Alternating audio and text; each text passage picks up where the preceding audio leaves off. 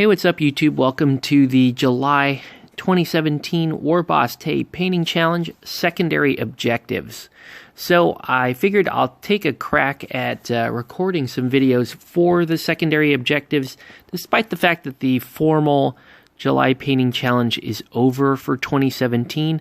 I just had so much fun answering the daily questions and keeping up there that I thought I would go back and attempt to answer some of these secondary objectives. So I'm going to go ahead and take a crack at this first one. You guys can look at some of the sights and sounds of my recent trip here to Chicago, and I'll put some pictures of painted stuff and some games as well. So we got some stuff to look at. Okay, so starting with the week 1 question, if you could put your consciousness into an avatar of any game universe, which game would it be? What army would you be in? What type of soldier? Who would you be fighting? What type of terrain are you on?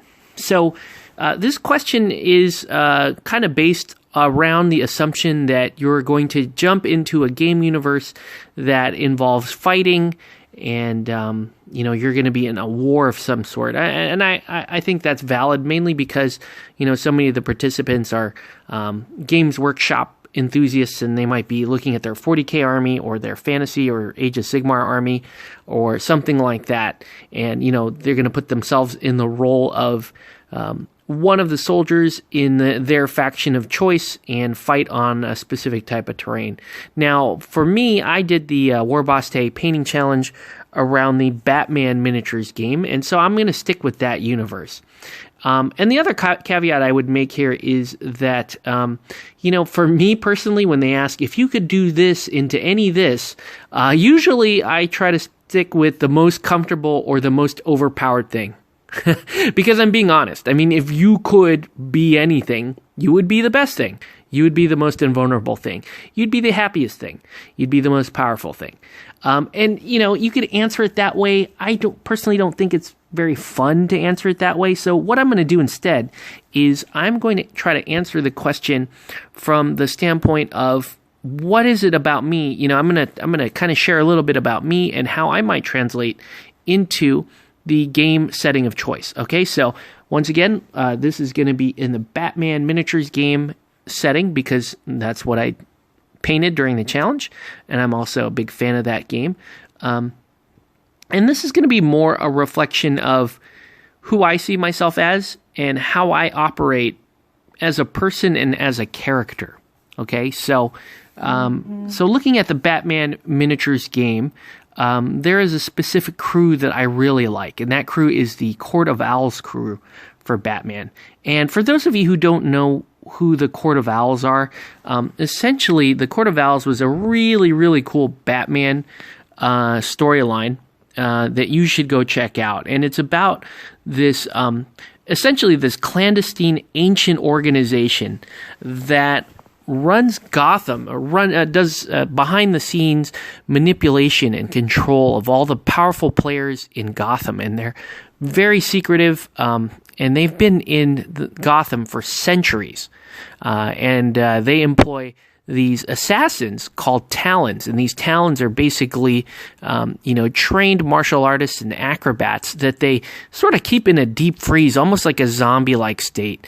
And when it's time for the Court of Owls to employ some muscle to assassinate a person or to rough someone up, anything that requires the sort of dirty work, they will revive an owl or a Talon, I should say, or groups of Talons to go out and carry out their will.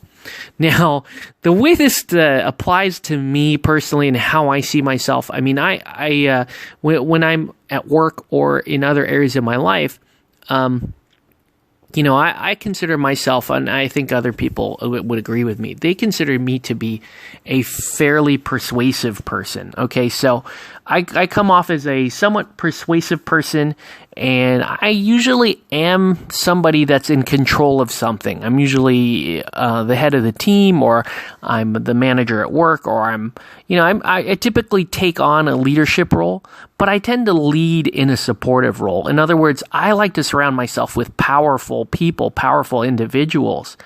And really, I see my job as more of sort of an enhancing person or a persuasive person.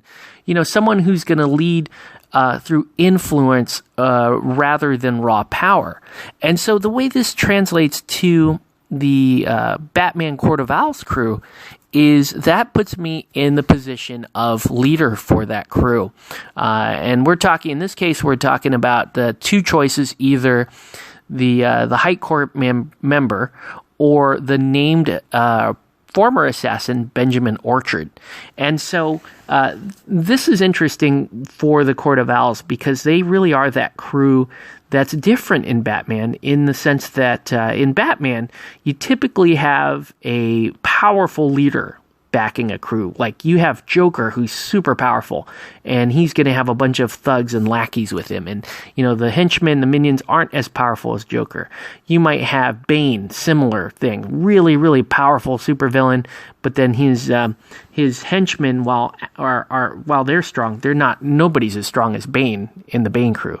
And so most of the Batman crews operate that way, with the marked exception of the Court of Owls. The Court of Owls is a different type of crew. They have the best, strongest henchmen in the game. They have some of the most talented models in the game. You've got William Cobb, you've got Strix, Mary Turner, you've got 1880s Owl, you've got so many strong, the Gotham Butcher. You have so many strong, minion or henchmen or sidekicks, free agents, but you don't have the really, really strong leader. In fact, the leader is often the cheapest model in the crew. He's often the weakest model in the crew, but he is just so important to keep around, to keep to deliver those orders, to support the efforts of the talons that he's employed. And I kind of see myself in that role. So to answer the week one question, I don't really see myself as a soldier. I see myself more as like the Benjamin Orchard, the leader type of a crew that actually has stronger individuals on the rank and file side of things, like the talons. So anyways, that's going to do it for this video. I hope you guys liked my answer here, and want to thank you guys for watching. I'm going to take more cracks at the rest of the secondary objectives, and want to once again thank you for tuning in, and we will catch you on the next one.